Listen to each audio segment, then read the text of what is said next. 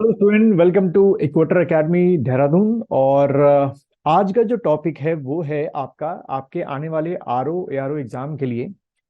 आप लोग जो जनरल साइंस का जो टॉपिक है उससे कैसे तैयारी कर रहे होंगे इस समय। आप जिस भी कोचिंग सेंटर में पढ़ रहे होंगे या जहाँ भी आप ऑनलाइन पढ़ रहे होंगे या जहाँ से भी आपने कोर्स परचेज किया होगा, आप जो फॉर्मेट वहाँ बताया गया होगा उसको फॉलो अप करिए। और जो मैं आपको आज फॉर्मेट बता रहा हूं आप उसको भी टॉपिक्स को फॉर्मेट को फॉलो करने की कोशिश कीजिए।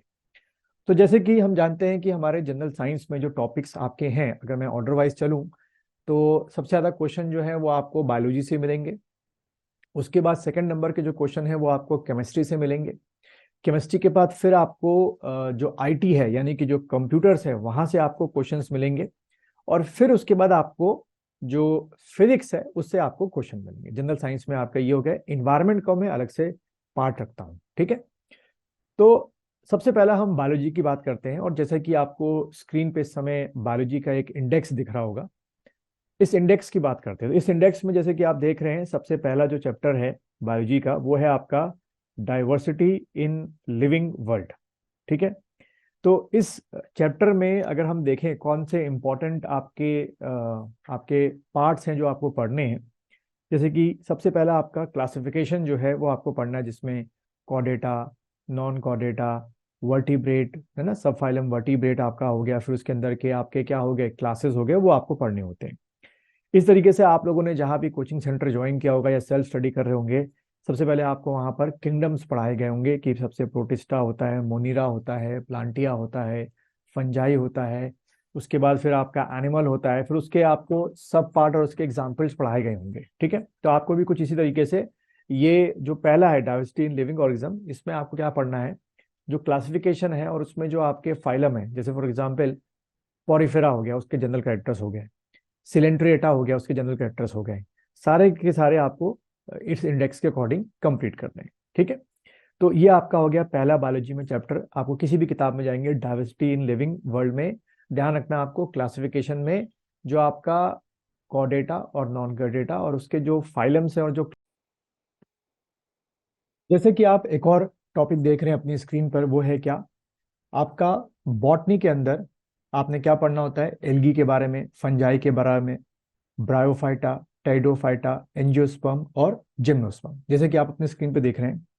इसमें सारे के सारे जो आपके क्या कहते हैं फाइलम्स हैं बॉटनी के अंदर, ये सारे आपको कवर करने होते हैं, ठीक है। इससे भी आपके जो क्वेश्चंस हैं वो पूछे जाते हैं, खास तौर पे आपके एंजियोस्पर्म से और जिम्नोस्पर्म से जो है बॉटनी में काफी क्वेश्चन पूछे जाते हैं, तो उसको भी आप लोग कवर अप करें। बोलते हैं साइटोलॉजी या सेल स्टडी बोलते हैं, स्ट्रक्चर एंड फंक्शन।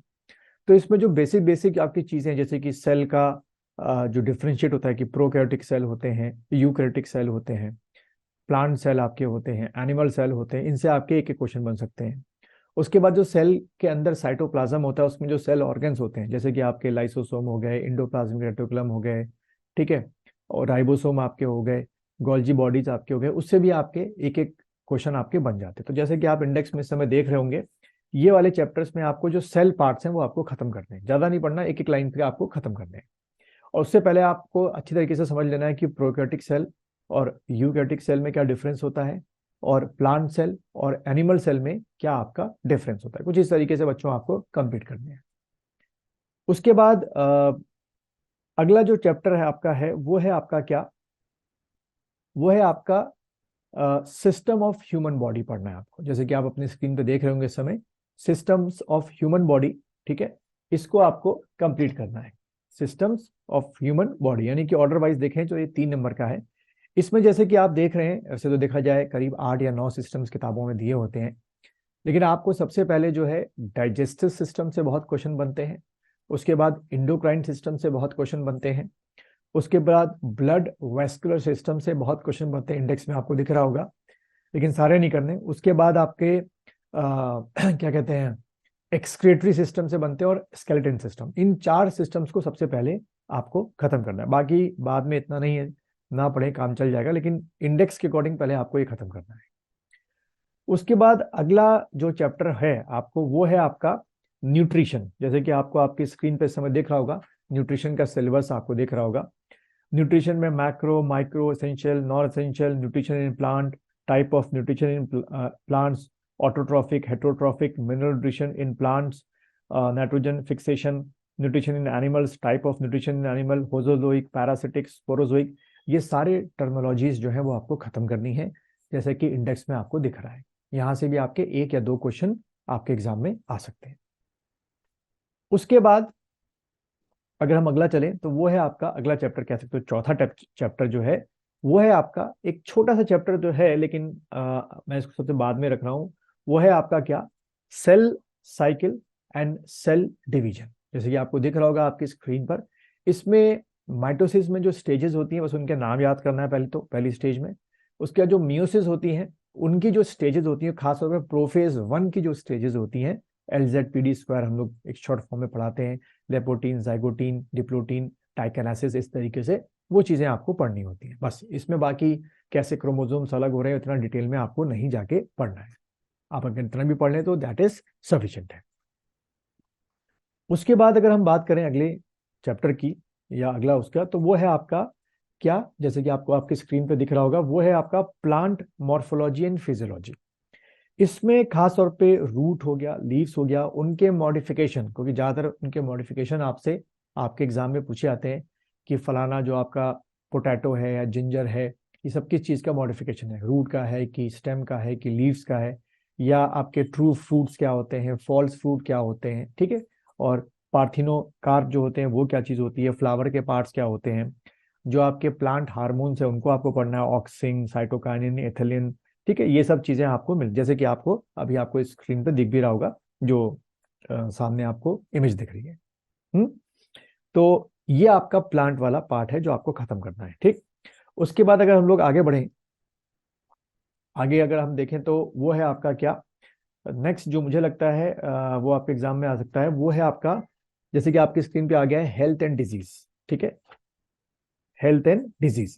इसमें disease cause by virus, disease cause by bacteria, disease cause by fungus, disease cause by platyhelminthes, disease cause by health aschelminthes, flat worm, round worms, ये सारे आपको करने हैं।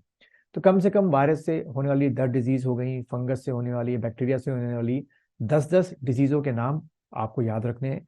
साथ ही साथ आपको ये भी याद रखना है कि उनका जो वेक्टर होता है वो क्या होता है। उसके बाद अगला जो चैप्टर आपको दिखेगा वो है आपका, जैसे कि आपको स्क्रीन पे दिख रहा होगा, इकोनॉमिक जूलॉजी, ठीक है, ये आपको कंप्लीट करनी है, इसका सिलेबस आपको दिख रहा होगा स्क्रीन पर। उसके बाद इकोनॉमिक बॉटनी, इसको भी आपको कंप्लीट करना है, ठीक है। जहां भी आप कोचिंग पढ़ रहे हो, बार बार मैं रिपीट करूंगा, उनसे बोलिए कि ये चीजें आपको पढ़ाएं, या जहाँ जहाँ भी आप ऑनलाइन पढ़ रहे होंगे, ये सारी चीजें आपको कवर अप करनी है, इकोनॉमिक बॉटनी, इकोनॉमिक जूलॉजी, क्योंकि इससे भी काफी क्वेश्चन आ जाते हैं, ठीक है। उसके बाद 10वां आपका अगर मैं बोलूं चैप्टर, वो है आपका इंट्रोडक्शन ऑफ बायोटेक्नोलॉजी। जैसे कि आपको आपके स्क्रीन पे समय दिख रहा होगा, इंट्रोडक्शन ऑफ बायोटेक्नोलॉजी, ये आपको कंप्लीट करना है। इसमें इनिशियल जो होता है कि जेनेटिक्स क्या होती है, जेनेटिक इंजीनियरिंग क्या होती है, बहुत डिटेल में मत जाना, क्योंकि अभी कोविड का दौर खत्म हुआ है कि नहीं हुआ है पता नहीं, लेकिन शायद अभी भी चल रहे हैं, कोविड के पेशेंट तो आ ही रहे हैं, थोड़ा बहुत वो आपको कंप्लीट करना है यहाँ से, ठीक है। तो इस तरीके से आपका यहाँ पर जो बच्चों हैं वो जूलॉजी का जो चैप्टर है वो कंप्लीट आपको करना है, और जो बॉटनी का जो चैप्टर है वो आपको कंप्लीट करना है। तो पहले आप ये सारे चैप्टर्स कंप्लीट करिए। अगले वीडियो में मैं फिर आप लोग को केमिस्ट्री के बारे में, फिजिक्स के बारे में, और जो आपका आईटी या कंप्यूटर उसके बारे में बताऊंगा, और साथ ही साथ कोशिश करूंगा कि एनवायरनमेंट के बारे में भी आप लोग को बता सकूं। 18 दिसंबर को पेपर मान के चलिएगा, 17 या 18 में डेट बोल रहा हूँ थोड़ा सा, तो उस दिन पेपर मान के चलिएगा। जैसे कि आपको पता है कि केस हाई कोर्ट में हो रखा है एज को लेकर, सुनवाई नवंबर के शायद लास्ट वीक में है। तो अगर फॉर्म दोबारा खोलेंगे तो एसजीएल की डेट पीछे आएगी, अब लेकिन हमें नहीं पता कि जजमेंट क्या आता है। तो आप अपना दिमाग जो है दिसंबर के एग्जाम के पॉइंट ऑफ व्यू से ही बनाकर चलेंगे।